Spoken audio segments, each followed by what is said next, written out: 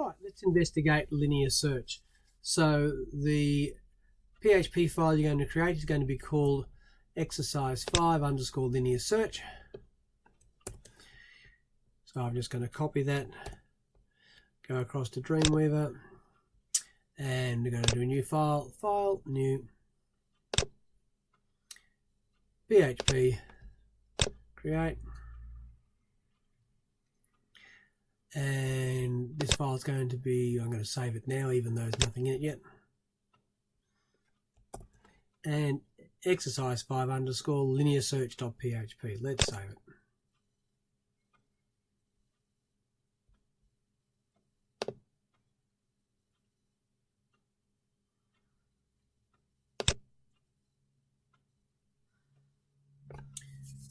Just make sure you are saving that to your practice folder. All right, we're going to replace all of this, delete, with what's in sector.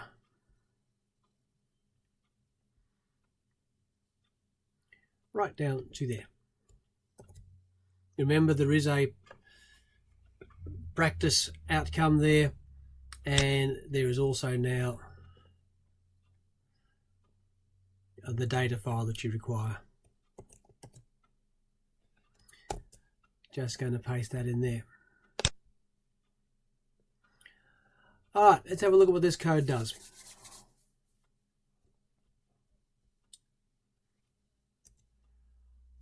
What it does is it asks for an array and then it tells it what it's looking for in the array. That's just a string variable. So it asks for an array and then passes to it also what it's looking for and searches and finds it. The for statement here just scans the whole array from the start to the end. The next statement checks if, in this case we're looking in surname because we've got a 1 in there. It looks to see if the surname is equal to, notice there's double equal sign in there. We need a double equals if we're talking about are they the same as the text that was passed to it, and if that is true, it returns the location. That's the $J, returns the location within the array that it founded. If it goes through this whole loop and never returns anything, then it will finally return a -1 to indicate nothing was found. So this indicates nothing was found. Okay,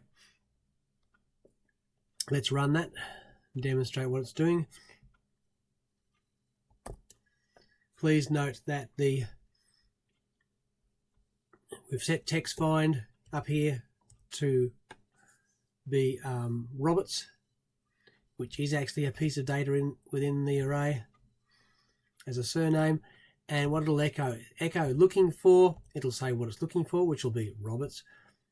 It will use the text find command and return a value of X. And then here, if X is greater than 0, in other words, it found something. In fact, it's greater than or equal to 0, because 0 is also acceptable value. It's the first item in the array. It will echo the 0, which will echo the first name, and it will then echo the surname, and we've just put a BR there to make sure we go to the next row. Same here. All right, else, if it doesn't work out, then it's going to echo not found. All right, so we'll test that with various terms in here. And if this was going to be a testing table, then we'd write up all the tests that we did to prove that our routine was working correctly. All right, let's run that.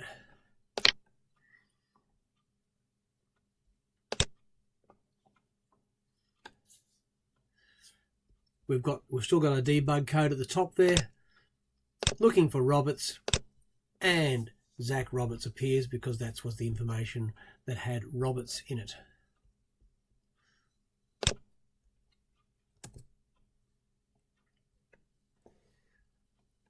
If we are to improve this, we can do exactly the same things that we did in the previous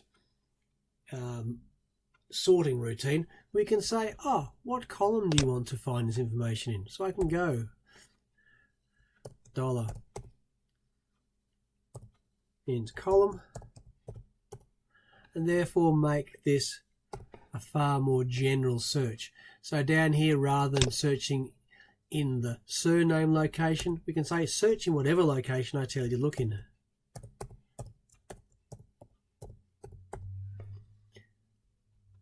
So whenever I use find, I can tell it where. And just looking down here, we see that the function find is used down here. So again, in here I can say what column I'm looking for. In int column, and obviously at this point in time I need to tell it what that value is going to be. So here I said text find is equal to Roberts. I'm going to also say int column is equal to 1. Let's change it. Let's make it equal to 0. And let's look for Betty.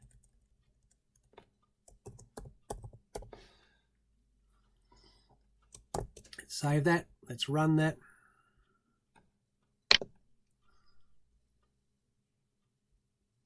So we're looking for Betty, and it found Betty Long. And this time it searched all the first names.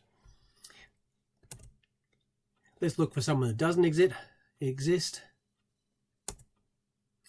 Bet doesn't exist, only Betty exists. Let's just see what happens. So again, if you're doing a testing document, you'd actually write this up, all the tests that you did and the results that you got.